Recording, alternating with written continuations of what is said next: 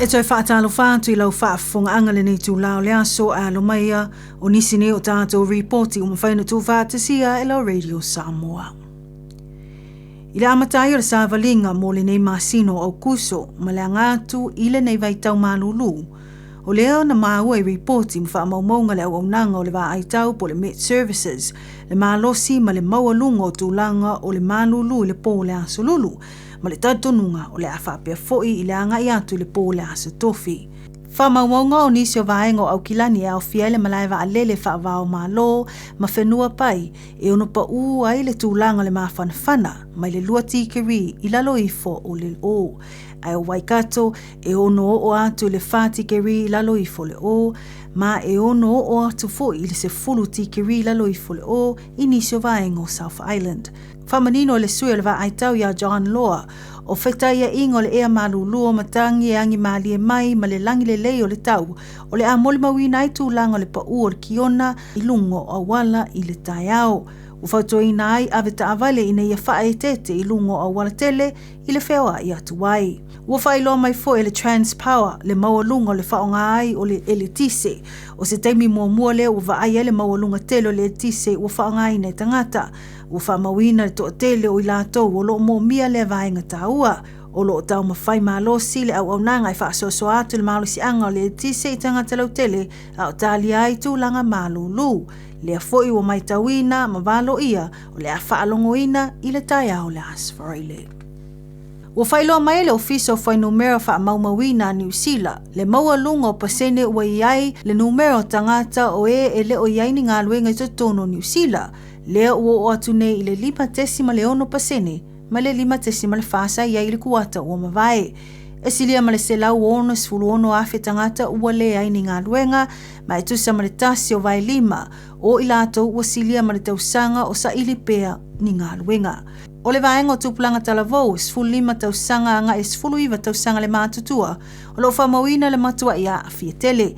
Ma ua whaapea ua o atu le paseno I lato ua le ai ni ngā luenga I le lua sfulu 5 pasene. Ai mo I lato I le vā o le lua sefulu anga I le lua sefulu tausanga le mātutua, o lo whamawina, o lo I le sefulu lua pasene. O Northland e maualunga I lava lana numera ma pasene e peo na iai le valu tesima le valu.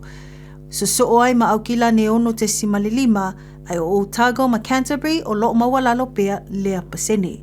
Peitai ua whaalawi loa mai e le au so e tūlanga o le tamau ainga po Economist, e tusa ma le sefulu tolu afe ngā luenga fau ua whaopopo I le kuata le nei, ma le talitonunga ua amatona wa ai le alu I luma o tūlanga o ngā luenga, e ui I le iai pea o New Zealand I taimi whaingata o le tangata tele o le soifuanga ma le tūlanga o le tamau ainga. Inisio tala, I se whaatasinga I le neiva iaso na whaalawi loa mai ai le mistau whilaua inga ia Chris Bishop, o le ātatala aloa ia le City Rail Link I le aso sifumai tolu o se tema lua o luono. O le nenga luenga tusalea ma le 5 piliona tala New Zealand, ma ua avea ma ngā luenga tele o whemalanga inga ua sili o na taungata I le talwha sorpito New Zealand. O le tūlanga mali e le whaatautai ai o le whaalawi loa, na mua I loa le aso tatalai le ngā luenga tele, ai le I whaalawi loa mai ele minsta. Ino atu mai I lunga o lau papa whaapipi I mo whaalawi loa po o billboards, le aso ai sa le tatau ona o I le tūlanga. Ai o se ngai o inga na tua ia le Auckland Transport, anga ile au nanga na whaia ia lau papa whaapipi mo whaalawi loa. Ta awi whamtalanga ma reporti ma le leite o whaava loa New Zealand. Ile amata whaasolo ai ma le tatala o ia no whanga fau, o le awa ai le te leo le suinga I tūlanga, o le whewa inga o no foafi. Whaapea I tai 5 minute ma tau nui teimi pisi. O ia taimi fau a mawino le atu I titi ai taimi whaatalia tangata, ma taimi whai malanga atu ai, ma ile ai tu, anga ile ai tu.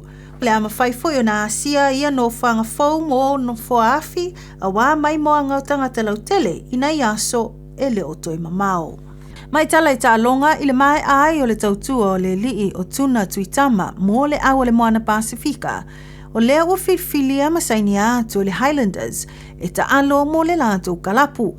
O se matatia I longa ua pātipatia ai le whaongaina o le ola tautua ma le ola ta alo o le alo le atu nuu. Ai mai se foi tūlanga ua iai le moana Pasifika.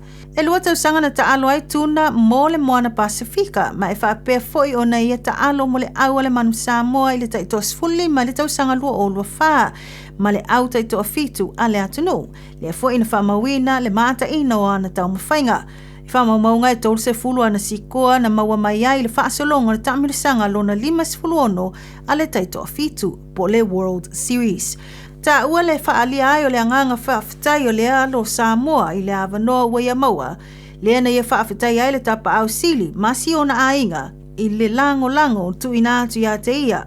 Mai lava i Samoa se i o mai i le nei atu nuu, mō ta alonga whaapolo fesa. Ta ua e tuna o le aia tau mawhai malosi ina ia whaatu mawina, le lei o ana tau mawhainga, i le mawai o le awanoa i le awa le Highlanders.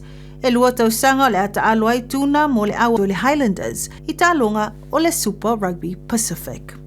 O nisi nao tātou report i mwhaina tu whaatasia la Radio Samoa mo le nei tū la le aso, whaafitai whaafonga mai, tō whaasoifua.